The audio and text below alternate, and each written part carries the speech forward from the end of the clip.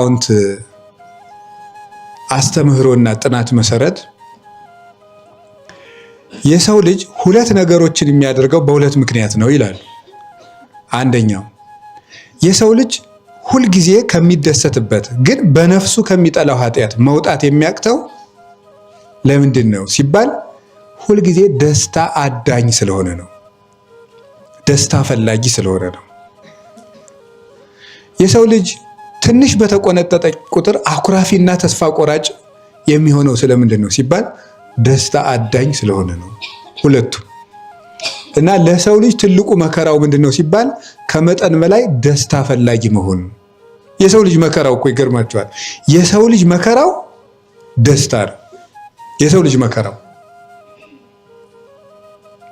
የሰው ልጅ ደስታው ደግሞ መከራው ነው።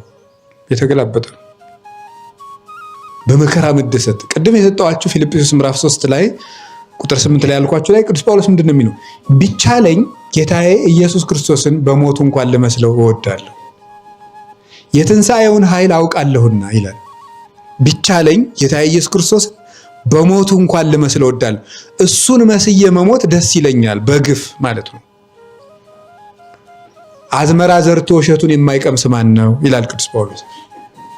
እንግዲያውስ የወንጌልን አዝመራ ከዘራው የሰማዕትነትን እሸት ልቀምሰው የሚገባኝ እኔው ነኝ ይላል።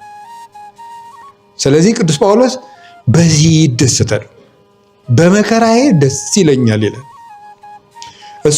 እሱ ብቻ ተደስቶ አይቀርም።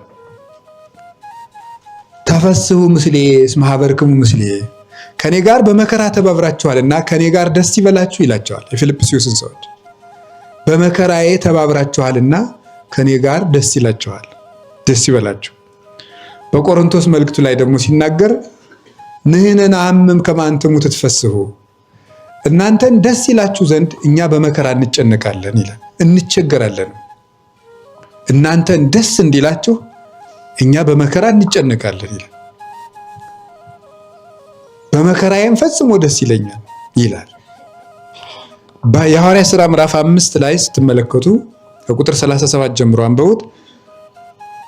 ቅዱሳን ሐዋርያት እነ ቅዱስ ጴጥሮስ ስለ ጌታችን ስለ ኢየሱስ ክርስቶስ ከበዓለ ጰራቅሊጦስ በኋላ መስበክ ሲጀምሩ ገረፏቸውና በዚህ ስም ሁለተኛ እንዳታስተምሩ አላቸው። በኢየሱስ ክርስቶስ ስም ሁለተኛ እንዳታስተምሩ አላቸው።